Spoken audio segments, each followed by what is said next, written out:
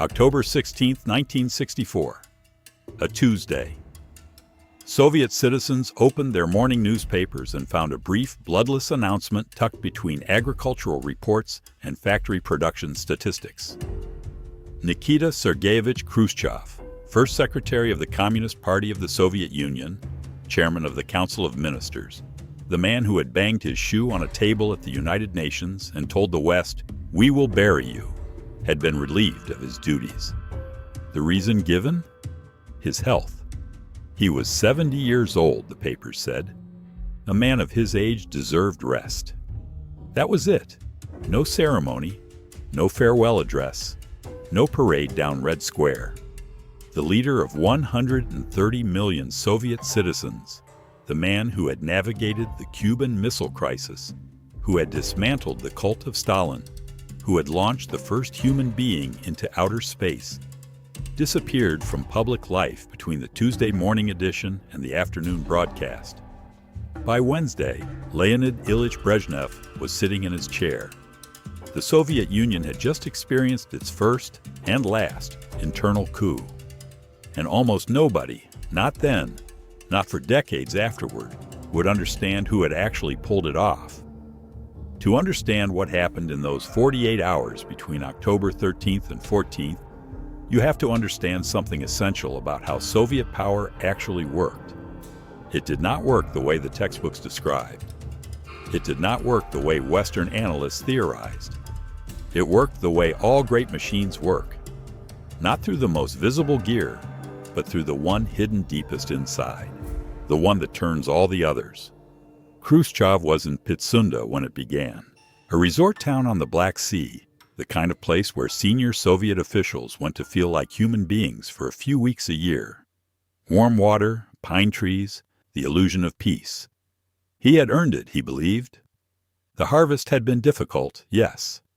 The relationship with China had deteriorated, yes. There were critics. There were always critics.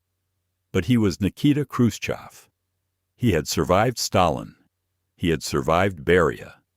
He had survived the anti-party group of 1957, when Molotov and Malenkov and Kaganovich had tried to remove him, and he had turned the tables on all of them in a single session. He was, by his own self-assessment, indestructible. He was wrong. The phone call came on October 13th. Someone needed to call Khrushchev in Pitsunda. Someone needed to tell him calmly that there were pressing matters to discuss in Moscow, that his colleagues needed him, that it was urgent but not alarming. Nothing to worry about, just come back. There are things that require your personal attention. A simple phone call. 5 minutes of composed, reassuring speech. The man chosen to make this call was Leonid Brezhnev. What happened next would be recorded by multiple witnesses and confirmed by Soviet-era memoirs declassified decades later. Brezhnev picked up the receiver. He put it down. He picked it up again. The men in the room watched as the color drained from his face and then returned in patches, uneven and strange. His lips, according to one account, turned blue. Not the blue of cold, but the blue of a man whose body is staging a private rebellion against what his mind is asking it to do. He could not speak. Senior members of the Presidium had to physically coach him. They stood beside him, almost whispering the words he was supposed to say. They encouraged him. They reasoned with him. They reportedly told him, "You have to do this. There is no one else. Just pick up the phone. It's one conversation." Brezhnev, who would go on to rule the Soviet Union for 18 years, who would sign nuclear arms treaties and receive dozens of foreign heads of state, who would become one of the most decorated men in the history of his country, sat paralyzed in front of a telephone receiver because he was terrified to call his boss. He eventually made the call. He delivered his lines. Khrushchev, suspicious but not yet alarmed, agreed to return to Moscow the following day. But here is the question that this scene demands. If Leonid Brezhnev was so obviously, so physically, so completely undone by a 5-minute phone call, What on earth was he doing leading a conspiracy against the most powerful man in the Soviet Union? The official history that emerged from the post-Soviet archives and from the memoirs of surviving participants tends to name Brezhnev as the principal architect of what came to be known simply as the October Plenum. He was, after all, the man who emerged at the top. He was the one who took Khrushchev's seat. In the logic of revolutionary history, the person who ends up holding power is presumed to be the person who engineered its transfer. It is a seductive assumption. It is also, in this case, almost certainly wrong. To understand why, you have to spend some time inside the specific anxiety of being Leonid Brezhnev in the autumn of 1964. Brezhnev had risen under Khrushchev. Khrushchev had trusted him, elevated him, appointed him. In the hyper-paranoid moral arithmetic of the Soviet elite, betraying your patron was not merely a political act, it was something closer to a category of damnation. These men had all grown up under Stalin.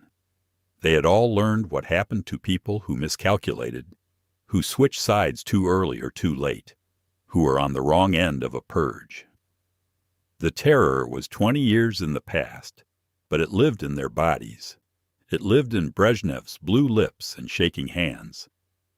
For Brezhnev to have been the organizer of the conspiracy, he would have needed to be the kind of man who could sit quietly with enormous risk for months, who could manage multiple volatile personalities with competing interests, who could hold the entire operation together through sheer force of will and strategic vision. The man at the telephone was not that man.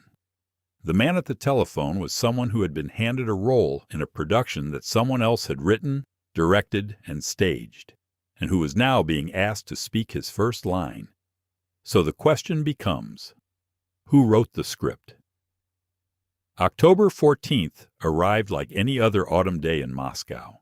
Gray sky, the smell of approaching winter, the kind of morning the Soviet citizens had learned through generations of practice to treat with careful neutrality, not too hopeful, not too afraid. Khrushchev's plane landed. He was driven to the Kremlin.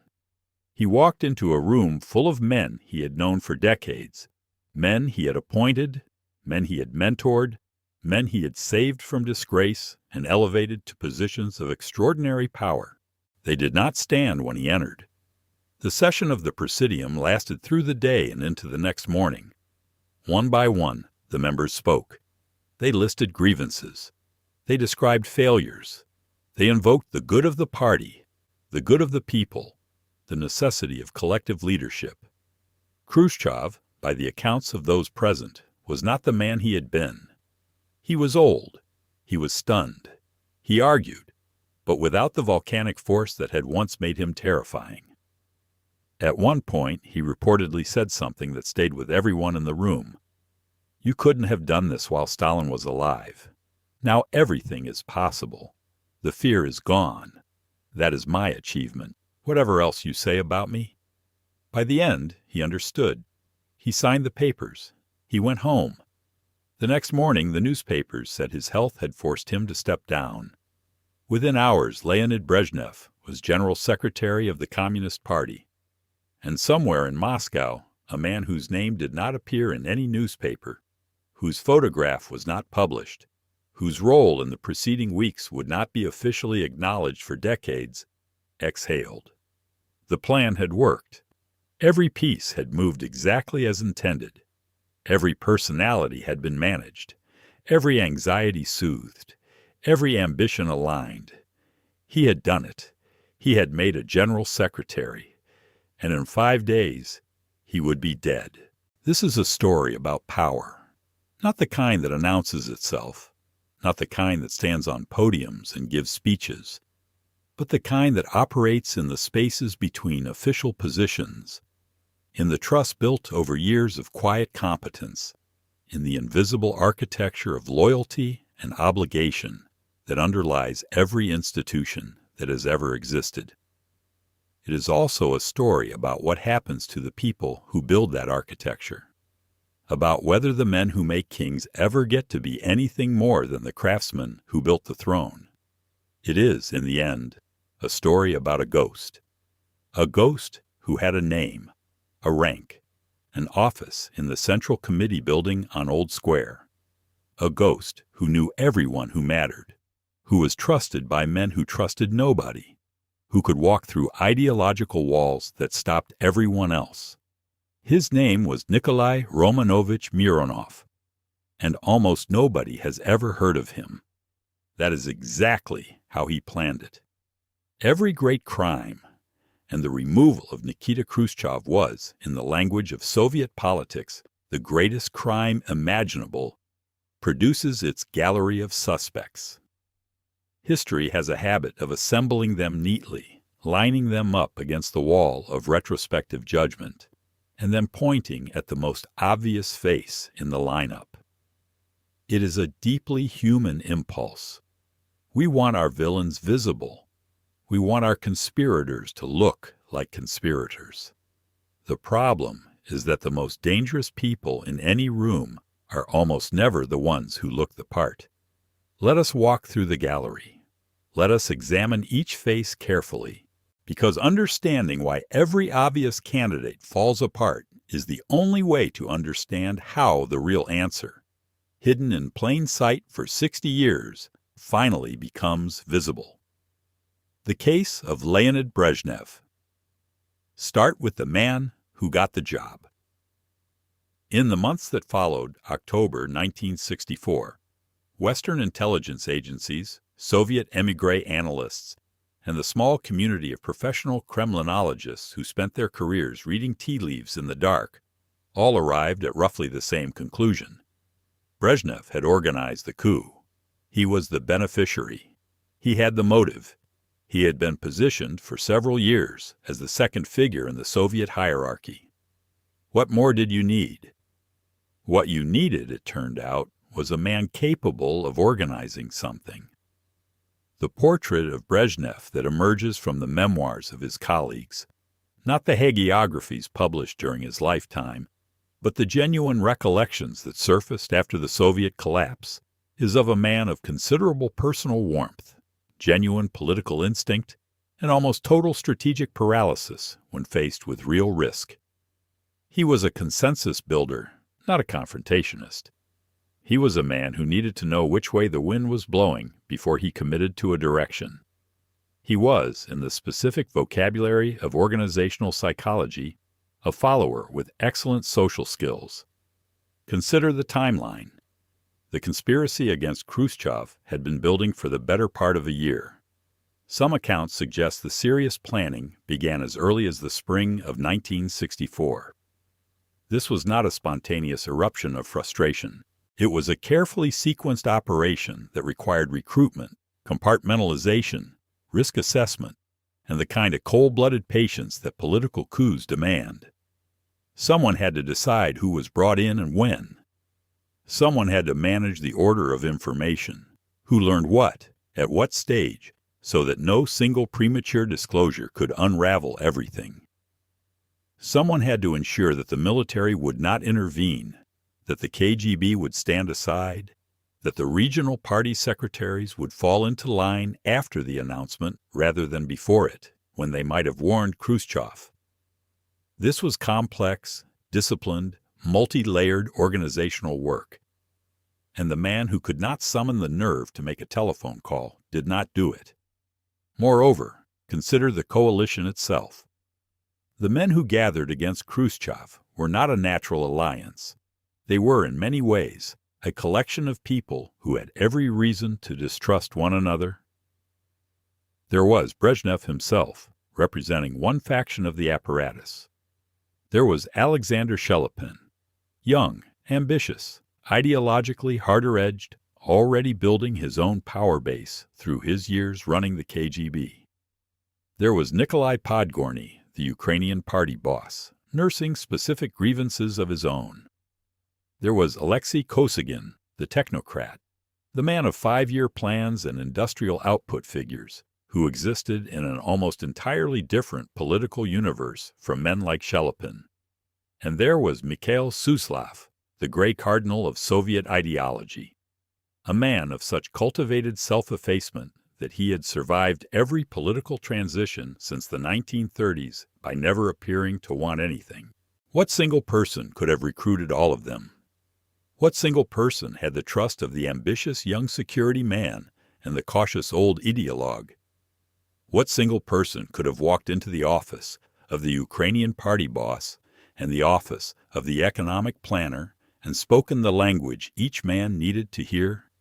Not Brezhnev. Brezhnev was close to some of them. He was not close to all of them. And in a conspiracy, the man who cannot vouch for every member is not the man running the conspiracy. The case of Alexander Shelepin. If Brezhnev seems too passive, the instinct is to look for someone sharper. Alexander Shelepin was sharp. He was 46 years old in 1964, young by Soviet standards, dramatically young by the standards of a presidium whose average member was old enough to remember the revolution with adult eyes. He had run the Komsomol, the communist youth organization, which gave him a vast network of generational loyalty. He had then run the KGB from 1958 to 1961, which gave him something more valuable: information. He knew where the bodies were buried, sometimes literally. He had subsequently moved to head the Party State Control Committee, which was essentially a surveillance apparatus for the surveillance apparatus. If anyone in the Soviet system had the instincts and the tools of a conspirator, it was Shelepin. And here is where the case collapses. Shelepin was too new. Not new to power, new to the inner circle of the men who would need to move against Khrushchev. The conspiracy required people who had been embedded in the central apparatus for long enough to have accumulated the specific granular trust that Soviet political culture ran on. Trust in that system was not given quickly. It was built through years of shared risk, shared silence, shared complicity in the small corruptions and large compromises that constituted normal institutional life. Shelepin had influence over his own networks. He did not have influence over the networks of the older men whose participation was essential. Furthermore, Shelepin had an image problem that he could not solve. He was perceived, accurately, as dangerously ambitious. The men of the Presidium were willing to move against Khrushchev, but they were not willing to replace one domineering leader with another. Any conspiracy that had Shelepin's fingerprints too visibly on it would struggle to recruit the cautious, self-protective members of the apparatus who needed reassurance that the outcome would be collective, not personal. Shelepin could not offer that reassurance convincingly. His ambition was too legible. His ally Vladimir Semyashny, who had taken over the KGB from him, faced the same problem with added weakness. He was young. He was associated entirely with Shelepin's faction, and the older members of the Presidium neither trusted nor particularly respected him. The KGB's institutional neutrality in the coup, it stood aside. It did not protect Khrushchev, but it did not actively drive events either, suggests that Semyashny was managed rather than managing. Someone kept him in a particular lane. Someone decided exactly how much of the security apparatus's cooperation was needed and made sure that was precisely what was delivered. No more, no less. The case of Mikhail Suslov. And then there is Suslov, the Grey Cardinal, the man who delivered the formal indictment against Khrushchev at the October plenum, who stood before the assembled Central Committee and methodically catalogued the first secretary's failures. Surely this was the man. Surely the person who gave the speech was the person who organized the occasion. Suslov had been in the upper reaches of the party since the Stalin era. He was ideologically ferocious and personally invisible, a combination that Soviet institutional culture rewarded enormously. He had no personal faction, no regional base, no economic constituency. He was purely a creature of the central apparatus, which meant he owed loyalty to the apparatus as an entity rather than to any individual within it. In theory, he was perfectly positioned. He had relationships with everyone. He offended almost nobody. He had survived everything. But here is what the archival record reveals about Suslov's participation in the conspiracy. He joined it very late, not weeks before the October plenum, days before. By the time Suslov committed himself to the operation, the outcome was already mathematically determined. Enough members of the Presidium and enough Central Committee votes had been secured that Khrushchev's removal was a certainty. Suslov, with his finely calibrated sense of institutional survival, had waited until the result was not in doubt before adding his name to the ledger. This is not the behavior of an organizer. This is the behavior of a man who was watching an organizer's work and chose his moment to board a moving train. The people who were present during the key recruitment phase, who were brought into the conspiracy early, who were given the full picture, who had to be managed through their fear and their doubt, consistently noted that Suslov was simply not among them during those early months. He was, as one account puts it with unintentional poetry, not yet trusted. Not yet trusted. In a conspiracy this size, with stakes this high, that phrase does not mean that Suslov was suspected of disloyalty. It means something more specific and more revealing. There was someone doing the trusting, someone deciding who came in early and who came in late, someone making the precise calculation of what each participant needed to know and when they needed to know it. Suslov came in late because whoever was making those decisions had decided, correctly as it turned out, that Suslov was the kind of man you revealed your hand to only when the hand was already winning. The shape of the invisible man. Strip away Brezhnev, Shelepin, Semyasny, Suslov, and the remaining peripheral figures, and you are left with a shape, a negative space, an outline defined entirely by what the visible suspects could not do.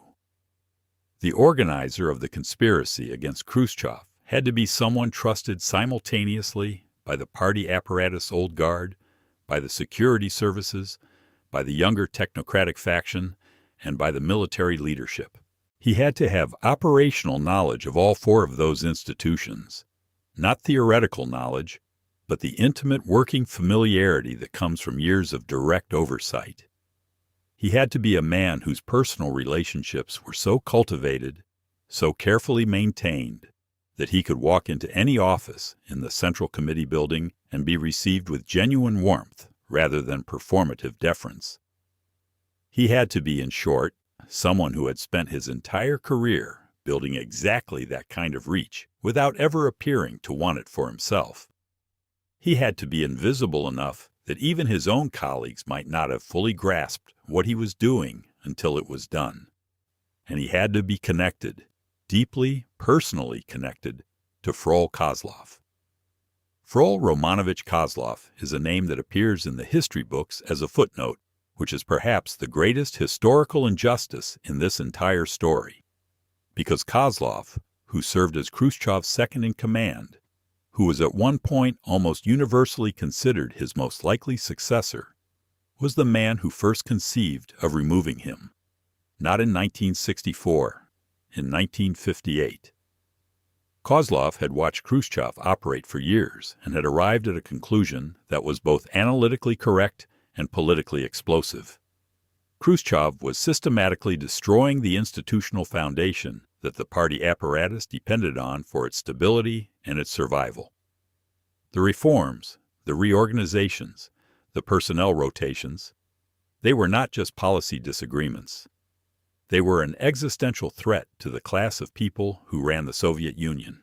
And the Soviet Union, Kozlov understood with perfect clarity, was run by people, not by ideas. He had begun, carefully, to build a coalition. He had begun to make the case, in the quiet language of private conversations between men who trusted one another, that the first secretary had become a problem that the party would eventually need to solve. Then, in April of 1963, Kozlov suffered a massive stroke. He did not die immediately. He lingered, diminished in hospitals and convalescent facilities, while the plan he had set in motion continued without him.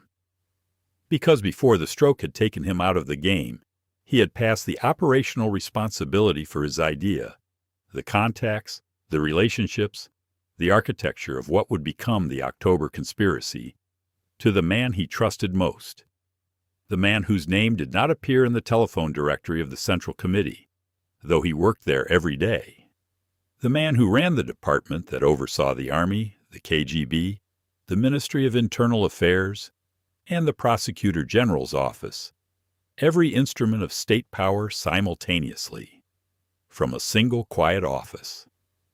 The man who could call Brezhnev and Shelepin and Podgorny and Kosygin and know that each of them would take his call and mean it when they said they were glad to hear from him. His name was Nikolai Romanovich Mironov. He held the rank of Major General. His official title was head of the Department of Administrative Organs of the Central Committee, and in the autumn of 1964 he finished what Kozlov had started. There is a particular kind of political tragedy that repeats itself across centuries and continents with such regularity that it almost qualifies as a law of nature. It goes like this. A leader rises to power by building a coalition of people who believe he will serve their interests. He consolidates that power by rewarding their loyalty. And then, at some point, through arrogance, through fear, through genuine ideological conviction, or through some combustible mixture of all three, he turns on the very system he built. He begins to see the people who made him not as partners, but as obstacles.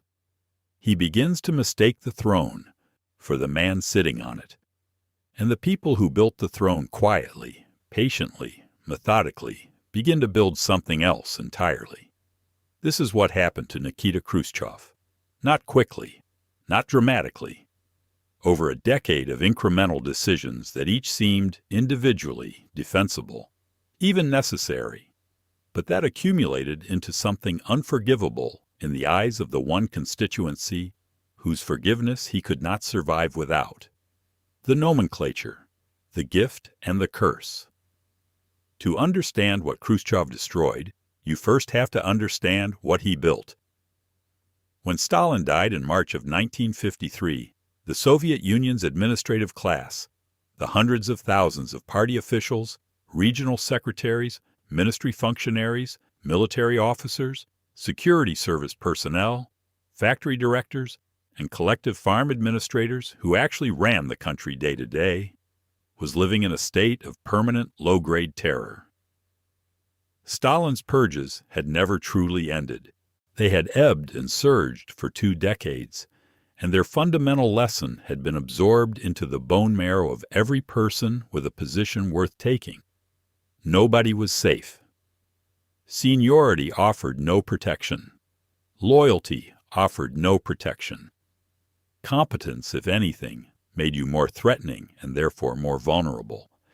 The rational response to Stalin's system was to be as invisible, as compliant, and as replaceable as possible. To want nothing, to risk nothing, to be nothing. Khrushchev changed that. His secret speech of February 1956, delivered to a closed session of the 20th Party Congress, 3 hours of methodical, devastating, occasionally emotional denunciation of Stalin's crimes, was not primarily about Stalin. It was about the system Stalin had created and the people trapped inside it. When Khrushchev stood at that podium and named the terror for what it was, he was making a promise to the apparatus. That era is over, that you are safe now, that competence and loyalty will be rewarded rather than punished. He was, in effect, offering the nomenclature a social contract. In exchange for their support, he would guarantee their security. For several years he kept that promise. Positions became more stable. Regional party secretaries could manage their territories without the constant anxiety that a denunciation from below or a phone call from Moscow would end their careers before breakfast. Ministry officials could make decisions without the paralysis that comes from knowing that a wrong decision in Stalin's time could mean not a reprimand, but a bullet. The nomenclature exhaled, collectively, for the first time in a generation, and their gratitude to Khrushchev was genuine, not the performed, terrified gratitude of the Stalin era, but something approaching real political loyalty. This was his power base. This was the foundation of everything. And then, somewhere around 1961, he started dismantling it with his own hands. The Sovnarkoz experiment. The first serious rupture came through economics. Khrushchev had become convinced, not entirely without justification, that the Soviet economic system suffered from catastrophic over-centralization. Moscow made decisions about factories in Vladivostok. Ministry officials in climate-controlled offices designed production quotas for industries they had never visited. The result was spectacular inefficiency, waste on a scale that Soviet statistics were specifically designed to conceal, and a chronic inability to translate raw industrial output into anything that actual human beings wanted to buy or use. His solution was the Sovnarkoz system, regional economic councils that would take authority away from the central ministries and distribute it across the country's geography. Instead of one ministry of machine building in Moscow dictating to every machine building factory in the Soviet Union, there would be regional councils that could respond to local conditions, coordinate between industries in their area, and develop genuine expertise in their specific economic environments. In principle, this was a reasonable idea. In practice, it was a declaration of war against the Moscow-based ministry apparatus. Thousands of officials who had spent careers building institutional power within their specific ministry suddenly found that power stripped away and handed to regional bodies over which they had no influence. These were not abstract bureaucrats. These were real people with families and apartments and positions they had spent 20 years cultivating. And they did not simply accept the change and adapt. They fought it, not openly, which would have been suicidal, but with the weapons available to people who understand institutions from the inside: quiet noncompliance, strategic incompetence, the subtle art of making a policy fail without ever appearing to oppose it. Khrushchev's economic reforms did not fail primarily because they were economically wrong. They failed because the people responsible for implementing them had every incentive to ensure they did not succeed. He was fighting his own apparatus with his own apparatus, and he was losing. The rotation decree. If the Sovnarkoz experiment irritated the nomenclature, what came next genuinely frightened them. In 1961, Khrushchev pushed through a new rule at the 22nd Party Congress. It was buried in the revised party statutes, phrased in the careful language of institutional reform. But its meaning was unmistakable. Senior party officials would now be subject to mandatory rotation. No one could hold the same position indefinitely. Members of the Presidium would be required to give up their seats after a certain number of terms. Regional secretaries would be moved. Ministry officials would be reshuffled. The permanent establishment, the assumption that once you reached a certain level you had reached it permanently, was officially abolished. Read that again. Khrushchev told the people who ran the Soviet Union that their jobs were not permanent. In Western political systems, this might seem unremarkable. Politicians lose elections. Executives get fired. Governments change. The temporariness of power is built into the design. But the Soviet system did not work that way, and had not worked that way for decades. The nomenclature was, by design and by practice, a permanent class. Its members moved between positions, certainly, but they moved within the class, and once you were in, you were essentially in for life. The security of tenure was not merely a professional expectation. It was the foundational social compact of the entire administrative elite. It was what you worked for, what you endured the early years of obscurity and compliance to achieve. It was the reward at the end of the Soviet career. Khrushchev proposed to take it away. The men in the room, when that statute was approved, voted for it because they had no choice.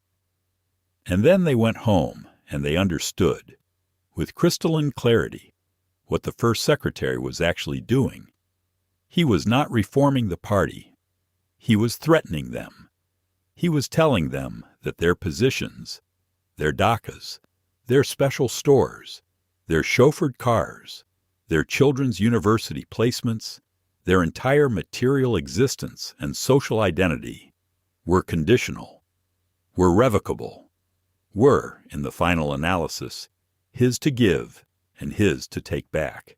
This was the moment the nomenclature decided, collectively and without any formal meeting or explicit agreement, that Nikita Khrushchev could not be allowed to continue. All that remained was the mechanics of the ending. And the mechanics required a specific kind of person to arrange them. The personal catastrophes. But understanding the structural causes of the conspiracy is only half the story. The other half is personal, and it is, in many ways, more illuminating, because it reveals not just a political calculation, but an emotional one. The men who moved against Khrushchev in October 1964 were not merely protecting their institutional interests. Several of them had been personally, specifically, and memorably humiliated by the man they were removing.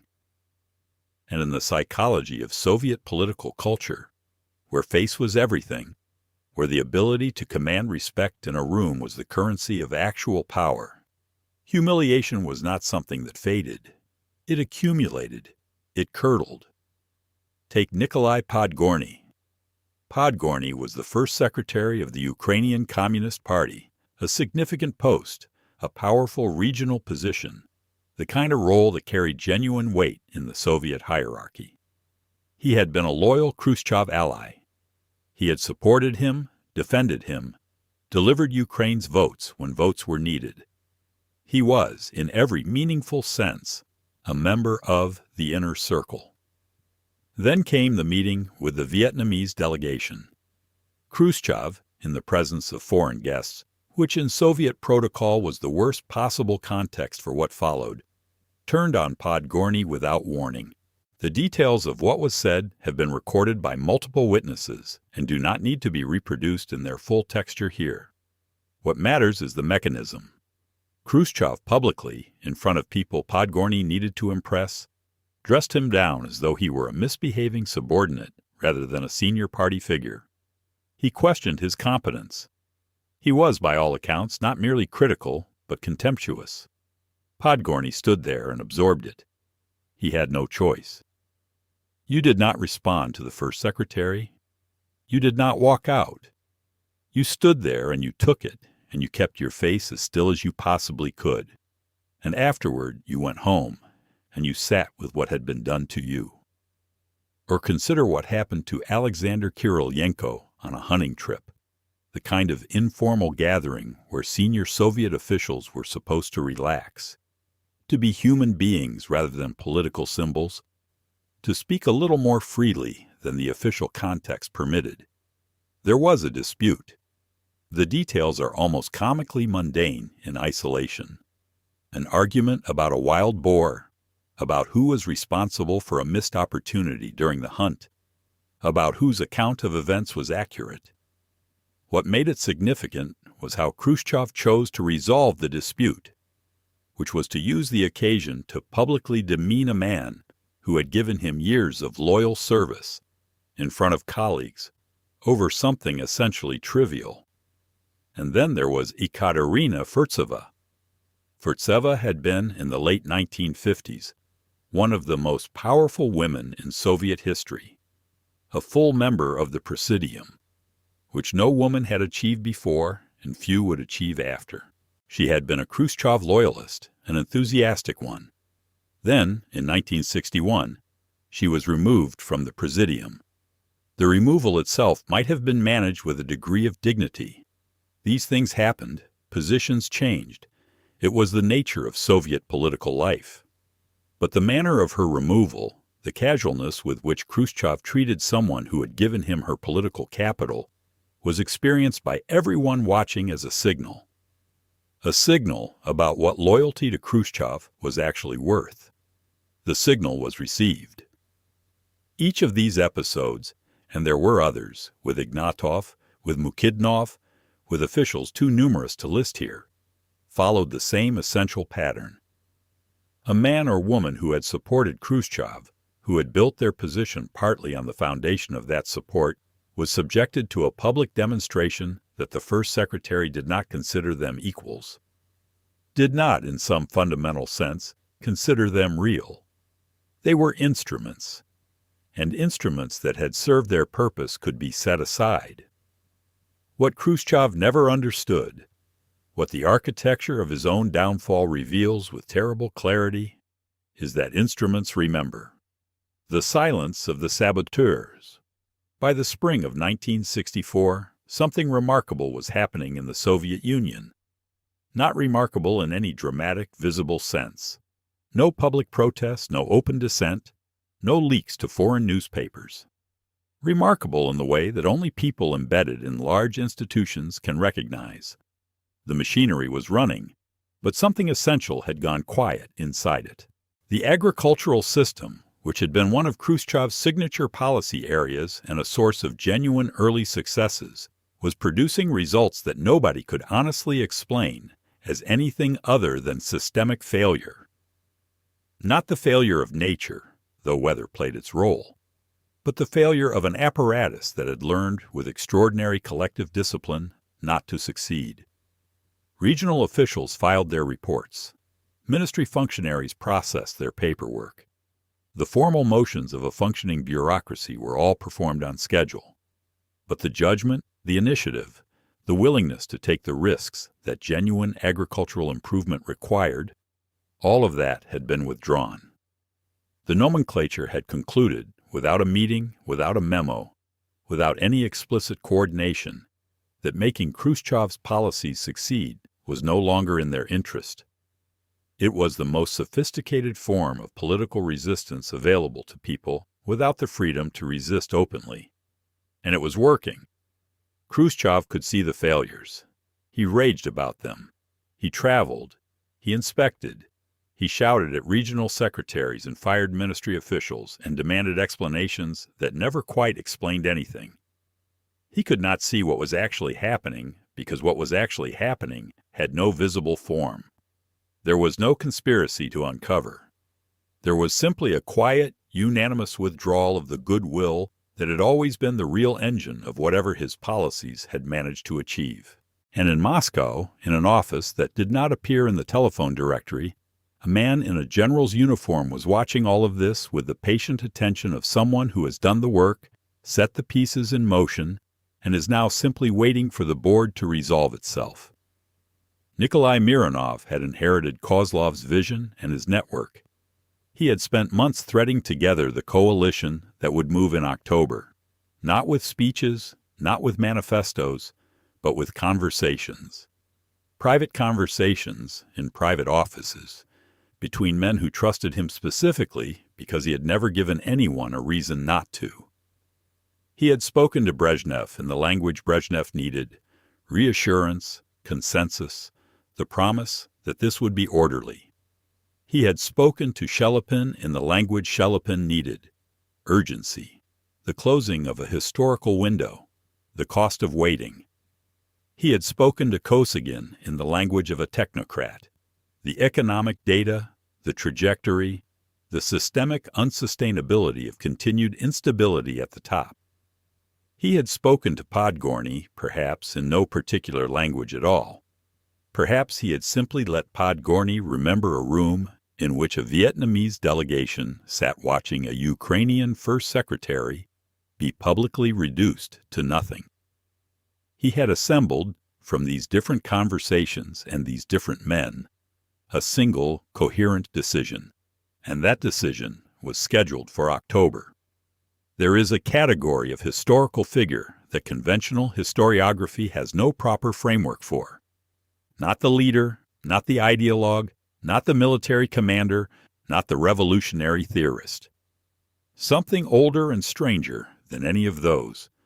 The fixer, the architect, the man who stands behind the throne, not because he lacks the ambition to sit on it, but because he understands, with a clarity that the men who want thrones almost never possess, that the person who builds the throne holds a different and in some ways more absolute form of power than the person who occupies it.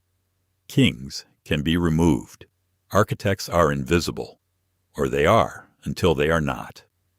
Until history, rifling through its own pockets decades later, finds a name on a document, a signature on a memo, a face in a photograph standing just slightly to the left of the official frame. And then the invisible man becomes briefly, posthumously visible, not enough to change the story the world has already decided to tell, but enough for those paying close attention to understand that the story was never quite what it appeared to be. Nikolai Romanovich Mironov was born in 1913 in the Kuban region of southern Russia, the kind of place that produces men of particular toughness. Not the performed toughness of people who have read about hardship, but the quiet, structural toughness of people who grew up understanding that the world offers no guarantees and that survival is an active rather than passive condition. He joined the party apparatus in the 1930s, which means he came of age professionally during the years of the Great Terror, which means he learned at the precise moment when lessons about power are most permanently absorbed, that the relationship between visibility and safety was inverse. The people who survived Stalin's purges were not always the most loyal or the most competent. They were often simply the least conspicuous. Mironov was extraordinarily competent. He compensated for this dangerous quality by becoming extraordinarily inconspicuous. The office that oversaw everything. His official title, head of the Department of Administrative Organs of the Central Committee, sounds in the translation like exactly the kind of gray bureaucratic designation that is designed to communicate nothing of importance. This was not an accident. The Department of Administrative Organs was one of the most sensitive and consequential positions in the entire Soviet system, and its deliberate blandness of name was part of its operational design. What the department actually did was oversee the four pillars of Soviet coercive power: the armed forces, the KGB, the Ministry of Internal Affairs, and the Prosecutor General's office. It did not command them directly. Each had its own chain of authority running up through the Council of Ministers and the Presidium. What it did was something more subtle and in many ways more powerful. It managed the party's relationship with all of them simultaneously. It handled personnel appointments and removals within those institutions. It reviewed their internal affairs. It served as the connective tissue between the political leadership and the instruments through which the political leadership ultimately enforced its will. In practice, this meant that Mironov knew everyone who mattered in every institution that carried a weapon or held a file. He knew the generals, not as abstract titles on an organizational chart, but as human beings, with careers he had influenced, with appointments he had facilitated, with obligations that ran in his direction. He knew the senior KGB officers through the same mechanism. He knew the prosecutors and the Interior Ministry officials. He had spent years building, through the patient daily work of his department, a web of personal relationships that extended through every corner of the Soviet coercive apparatus. And crucially, this is the detail that makes everything else possible. He was trusted by all of them, not feared, trusted. In a system built on fear, trust was the rarest and most valuable of currencies. Fear makes people compliant. Trust makes them cooperative. Fear produces the minimum necessary action.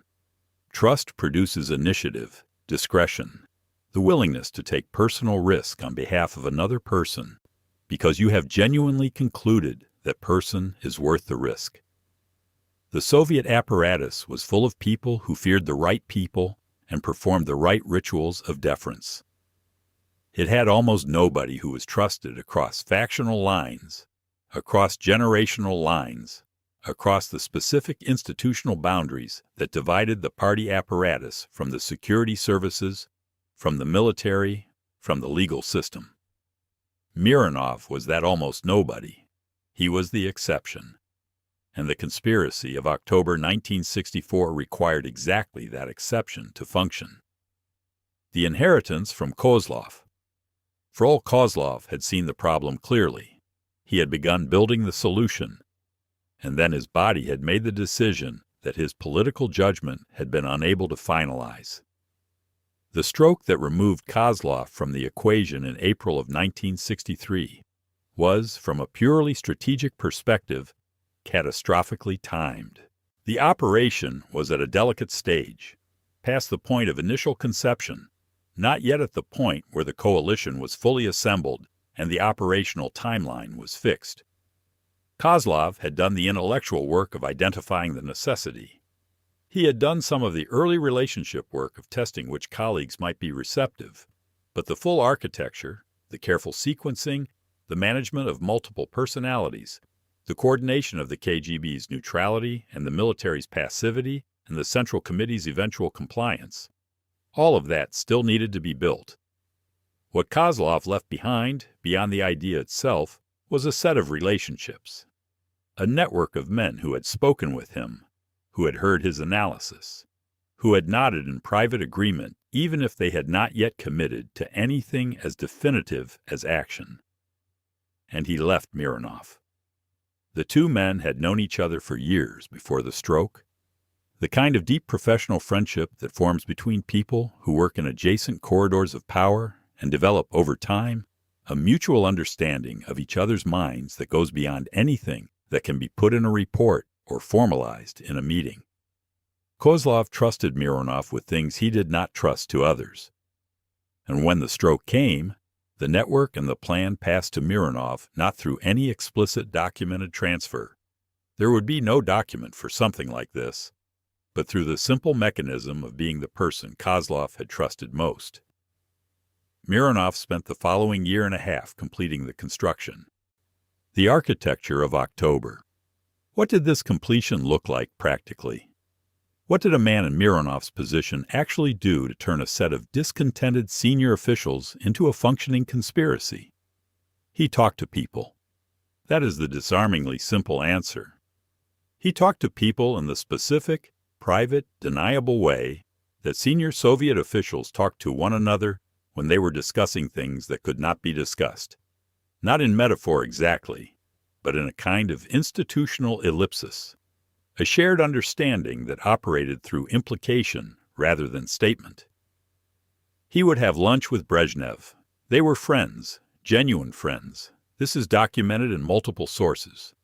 And the conversation would circle around the question of the party's future, around the stability of the apparatus, around whether the current direction was sustainable. No explicit proposal, no invitation to commit, just a gradual, comfortable, friendly accumulation of shared perspective. Brezhnev was not recruited in the way that recruitment is depicted in films about espionage. He was, over many months, brought to a place of understanding that his friends were worried, that his colleagues were worried, that there was a consensus forming around a necessary conclusion, and that when the moment came, he would be expected to stand in a particular place. With Shelepin, the conversation was different. Shelepin was not a man who needed months of gentle preparation. He needed to know that the operation was serious, that it was not a fantasy, that the people involved were not going to lose their nerve at the critical moment. What Mironov could offer Shelepin was exactly that assurance, the specific, detailed, institutional knowledge of a man who had spent his career managing the coercive apparatus. He could tell Shelepin, in practical terms, that the KGB would not move to protect Khrushchev, and Shelepin would understand that a man in Mironov's position saying that was not speculation, but assessment. With Podgorny, perhaps simpler still. Podgorny's motivations were not ideological and were not primarily strategic. They were personal in the way that certain political motivations always are, rooted in specific memories of specific rooms, in the face of a man who had looked at him as though he were furniture while foreign guests watched. Mironov did not need to persuade Podgorny of anything. He simply needed to make sure that Podgorny understood his participation was wanted and would be remembered.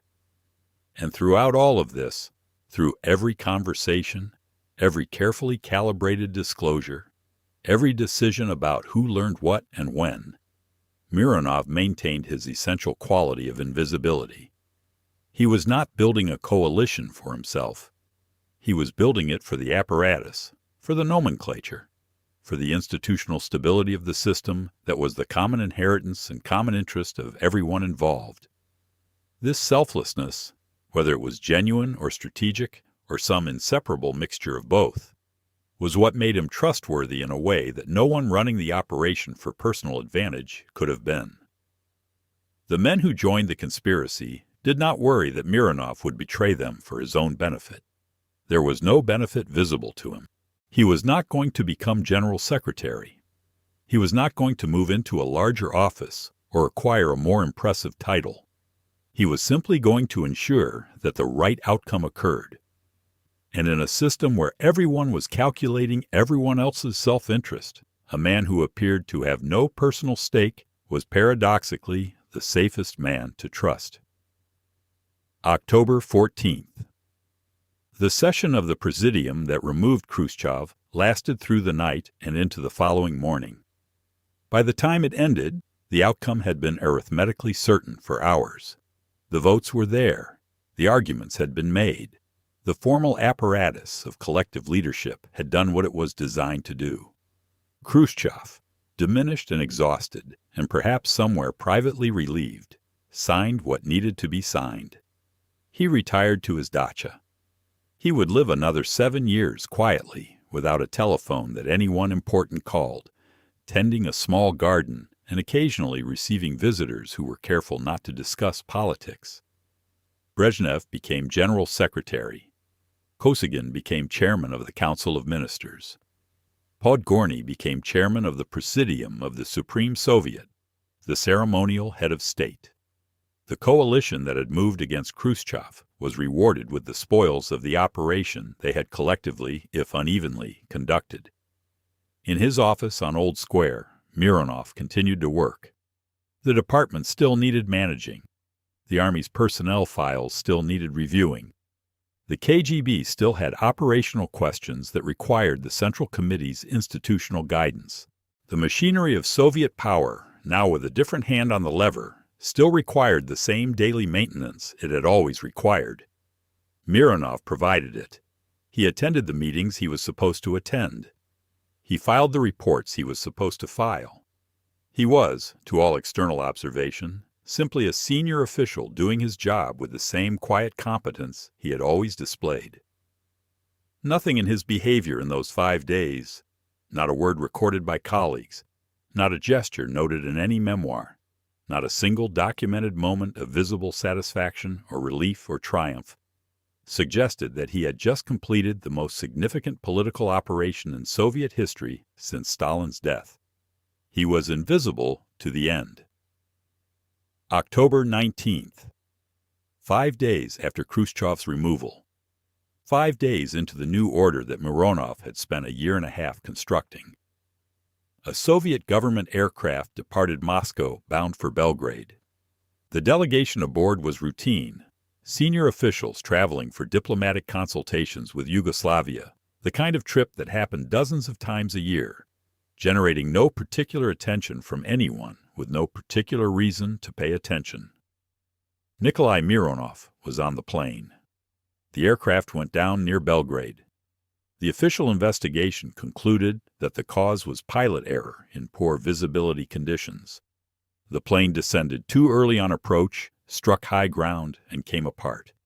Everyone aboard was killed. The investigation findings were accepted. The matter was closed. Yugoslavia expressed condolences. Moscow issued the appropriate statements. Mironov was given a state funeral attended by senior officials who spoke of his service to the party and the Soviet people with the formulaic warmth that Soviet funeral oratory demanded. And that was it. No further inquiry. No persistent questions in the official record. No commission of review convened to examine whether the timing, 5 days, precisely 5 days after the successful conclusion of a covert operation that Mironov was the only person who knew in its entirety, was worth examining. The Soviet Union was not a place where such commissions were convened. The Soviet Union was a place where certain questions were understood, by people intelligent enough to understand them, to be questions that would remain unasked. The weight of what Brezhnev knew. Leonid Brezhnev learned of Mironov's death while he was still in the first week of his tenure as General Secretary, still surrounded by the immediate administrative demands of a leadership transition, new appointments to make, new signals to send, new relationships to establish with foreign governments that were watching the change of power in Moscow with careful attention. He wept. This is documented. Multiple witnesses recorded it.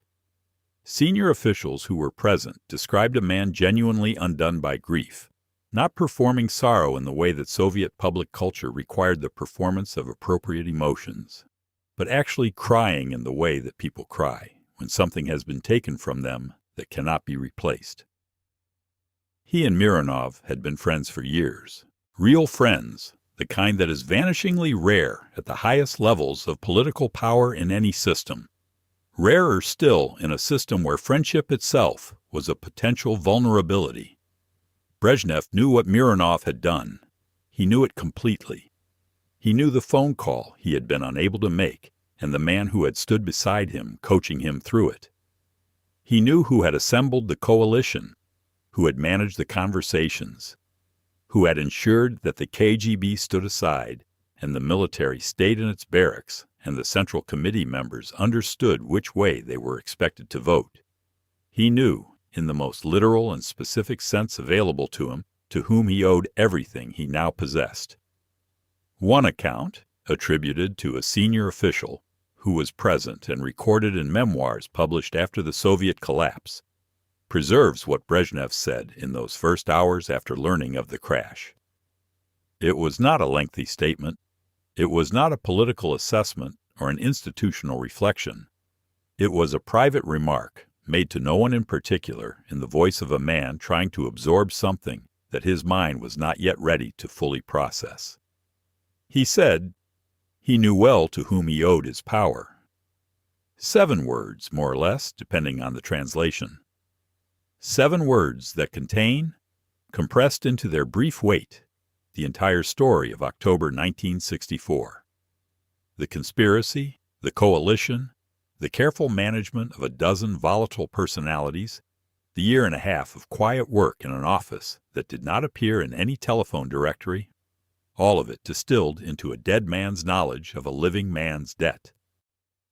What history does with ghosts. The question that has circled this story from its opening, the blue lips at the telephone, the carefully managed collapse of a leader who believed himself indestructible, resolves in the end into something more uncomfortable than a simple answer. If Mironov organized the conspiracy, the plane crash 5 days later is either the most consequential coincidence in Soviet political history or something that requires a different category of explanation entirely. The honest answer is that the available evidence does not resolve this question.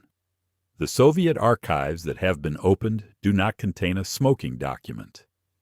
The witnesses who were present and later recorded their memoirs did not directly accuse anyone of anything in connection with the crash. The Yugoslav investigation found pilot error.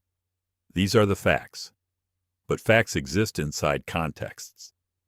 And the context here is a political system with a long institutional memory of how dangerous knowledge is managed, operated by people who had spent their entire professional lives understanding that the most important decisions are the ones that leave no record.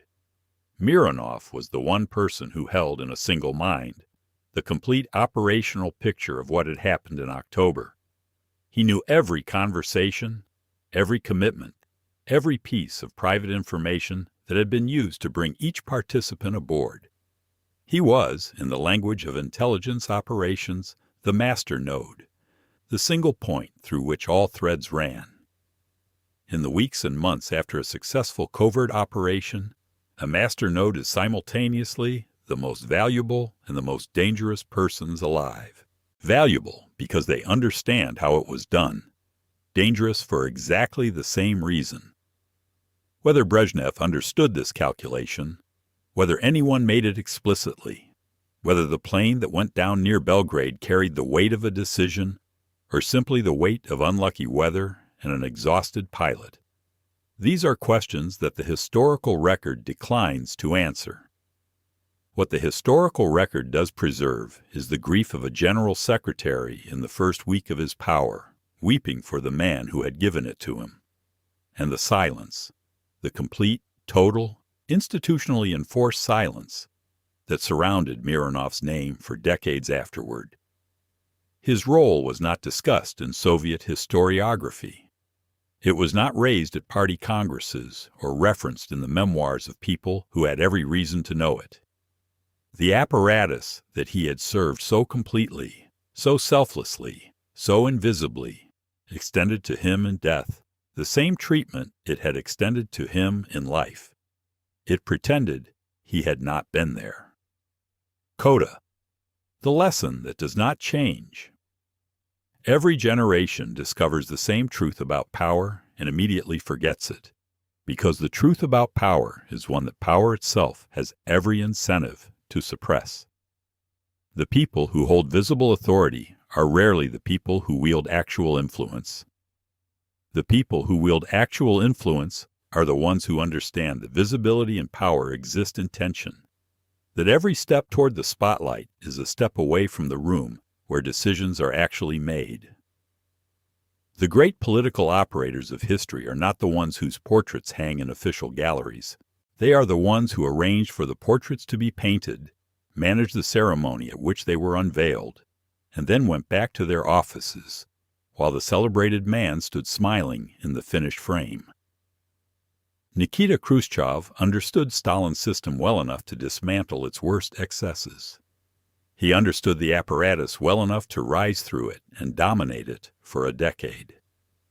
What he did not understand, what the particular blindness of successful leaders so often prevents them from understanding, was that the apparatus had an immune system, that it would tolerate a great deal of disruption, a great deal of uncertainty, a great deal of personal discomfort, but that there was a threshold, and crossing it would trigger a response that operated below the level of any individual decision, any individual grievance, any individual conversation.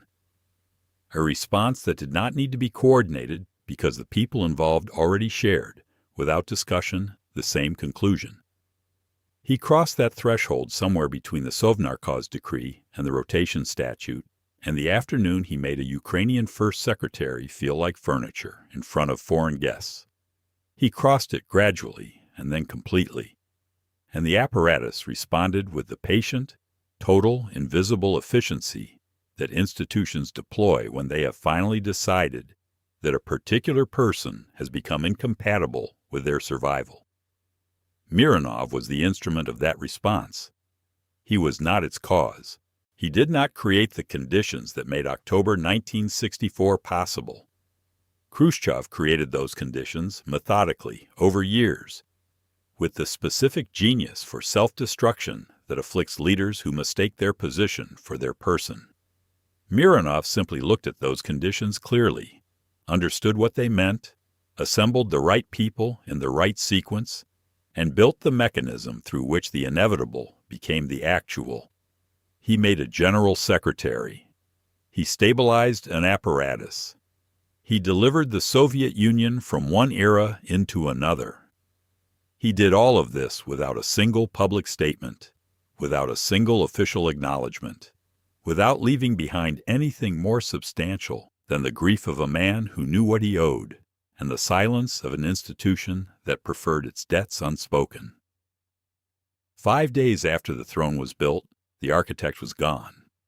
The king remained. The ghost departed.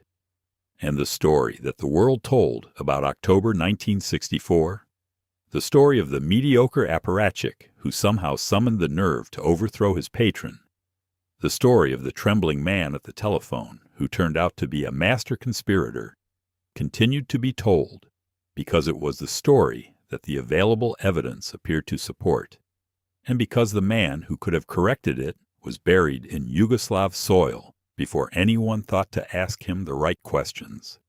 History is written by the survivors, but it is shaped, more often than we know, by the ones who do not survive to write it, by the ghosts who built the rooms in which the survivors learned to tell their stories, and who left no forwarding address when the building was complete,